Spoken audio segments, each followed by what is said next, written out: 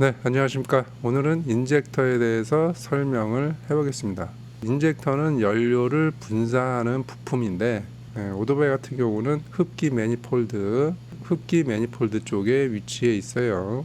자동차처럼 직분사하는 방식은 없기 때문에 흡기 밸브 밖에서 연료를 분사하는 그런 구조예요. 지금까지 센서에 대해서 설명을 드렸는데 맵 센서, BPS, IATS, TPS, CKPS, CMPS, 그 다음에 배기관 쪽에 산소 센서, 이런 센서들이 정보를 수집해서 ECU로 정보를 보내는 이유는 최종적으로는 인젝터의 연료 분사량, 연료량을 조절하기 위해서 이런 정보 수집을 한 거라고 보시면 됩니다. 언제 분사할 건지 이런 거는 이제 CKPS나 CMPS의 도움을 받고 분사 시기를 정하는 거죠. 공기에 대한 종합적인 정보를 알아야 정확한 연료량을 계산을 해서 분사를 한다는 얘기예요. 각종 센서로부터 정확한 공기에 대한 데이터를 수집을 합니다. 요거 이제 ECU가 수집을 하는 거죠. 이 정보를 바탕으로 정확한 연료 분사량을 결정을 합니다. 이제 ECU에서 실행을 시키는데 누구를 통해서 실행을 시키느냐? 인젝터를 통해서 실행을 시키는 거예요.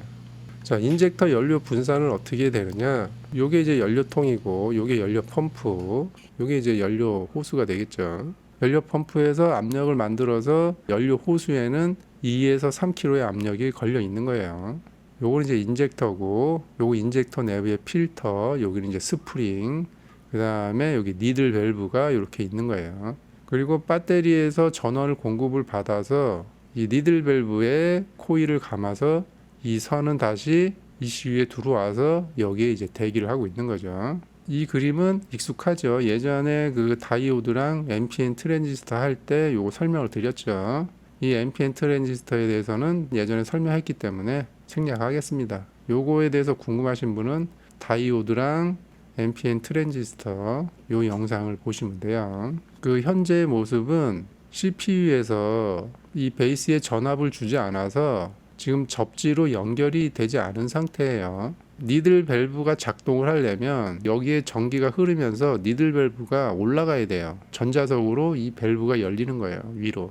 그리고 전기가 끊기면 자석의 힘이 없어지기 때문에 스프링의 힘으로 밸브가 이렇게 닫히는 구조예요.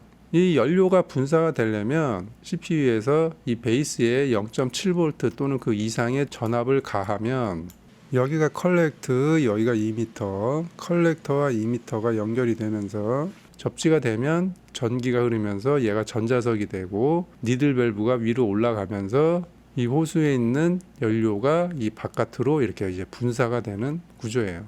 이 CPU에서 베이스 쪽으로 전기를 끊으면 컬렉터와 이미터가 끊기면서 전기가 차단이 되고 니들 밸브가 이 스프링의 힘으로 내려오면서 이제 연료가 이렇게 차단이 되는 그런 구조입니다. 그럼 연료의 양은 어떻게 조절하느냐? 얘는 연료가 지금 조금만 분사가 됐죠. 얘는 좀 더 많이 분사되고 얘는 많이 분사가 됐잖아요. 연료를 많이 넣고 싶으면 이 분사 타임을 길게 가져가는 거예요. 연료를 적게 주고 싶으면 이렇게 분사 타임을 짧게 가져가는 거죠. 이 분사 타임은 누가 조절하느냐?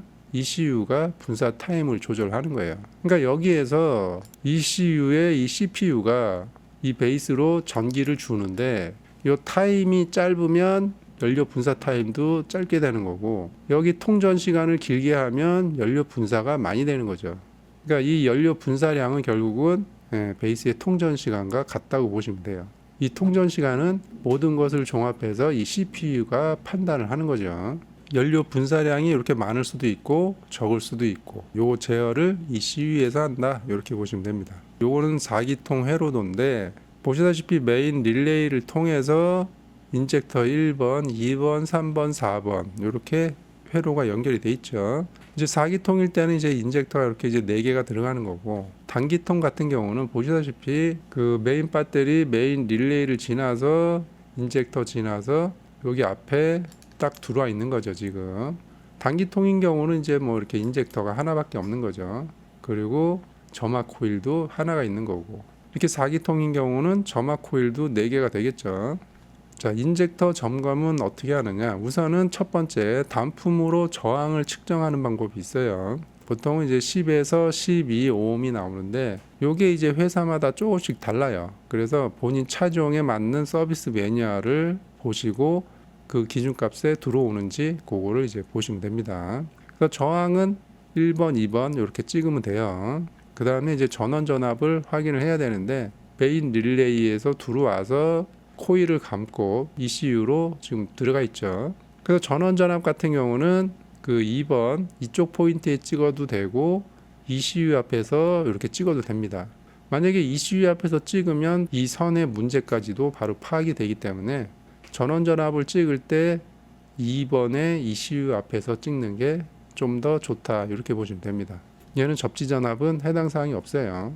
그리고 마찬가지로 시그널 전압은 멀티 테스터기로 측정에 불과합니다. 얘는 오실로스코프로 파형을 측정을 해야 돼요. 파형은 여기 2번 단자에서 해도 되고 ECU 앞에서 찍어도 됩니다. 여기 2번에서 찍을 때와 ECU 앞에서 찍을 때 차이점이 뭔지 그거만 정확히 인지하고 있으면 된다. 그렇게 보시면 됩니다. 자, 파형을 찍으면 어떤 형태가 나오냐면 이런 형태가 나와요. 이런 형태가 나옵니다. 요거를 자세히 설명하기에는 좀 시간이 부족하고 파형 분석하는 거는 제가 나중에 다시 할 거예요. 기본적으로 알아야 될 것만 좀 설명을 드릴게요. 전원 전압은 지금 이쪽 포인트예요. 요게 전원 전압인데 여기에는 지금 14V가 나오죠. 요거는 이제 시동 상태이기 때문에 발전기 전압이 들어온 거예요. 그러니까 시동 전일 경우에는 배터리 전압이 나오겠죠. 뭐 12.5V라든가 12.7V가 나오겠죠. 근데 요거는 이제 시동 상태이기 때문에 발전기 전압이 들어온 거예요. 그래서 14V가 찍혔습니다. 그리고 두 번째 구간 여기 이제 분사 시간이라고 되어 있는 부분, 요 부분이 TR 온 구간이라고 하는 거예요. 그러니까 여기 CPU에서 베이스에 전압을 인가해서 컬렉터와 이미터가 연결이 됐을 때 그게 이 분사 시간이 되는 거예요. 여기를 TR 온 구간이라고 하고 여기는 이제 0V가 나옵니다. 요게 이제 분사 시간인데 요거를 좀 더 자세히 보려면 원래는 여기에 한 요만큼이 이렇게 미세한 움직임이 있는데 이런 것들을 이제 나중에 설명을 드릴게요. 좌우간 여기가 TR 온 구간이다 이렇게 보시고 이제 TR 오프 구간, TR 오프는 베이스의 전압을 해제를 하는 거죠. 여기에 전압을 딱 해제를 하면 컬렉터와 이미터가 연결이 딱 끊깁니다. 이 연결이 끊기면서 서지 전압이 발생합니다. 이렇게 여기는 지금 71V가 찍혔는데 보통 한 60V에서 70V가 찍혀요. 그래서 이 서지 전압이 발생이 되고 그 다음에 이 전압이 이제 이렇게 감소를 하죠. 여기에 이제 특이한 부분이 여기 또 한 군데가 더 있는데 이런 것들은 나중에 설명을 좀 드릴게요. 너무 많이 들어가면 이해하기가 어려우니까 그냥 이 전원 전압이 정상적으로 잘 들어오는지 TR-ON 구간에서 0V가 나오는지 이 0V가 딱 찍히지는 않고 수 미리볼트가 나옵니다. 서지 전압이 정상적인 전압이 나오는지 오실로스코프로 여기랑 여기를 찍으면 이제 분사 시간이 나오죠. 이렇게 네 가지 정도만 우선 알고 계시고 자세한 거는 인젝터 파형 설명할 때 그때 좀 더 자세히 좀 설명을 해드릴게요. 오늘은 이제 인젝터 점검에 대해서 설명을 드렸고 다음 시간에는 이 점화 코일, 이 이그니션 코일에 대해서 설명을 해보겠습니다. 오늘은 여기까지 하겠습니다.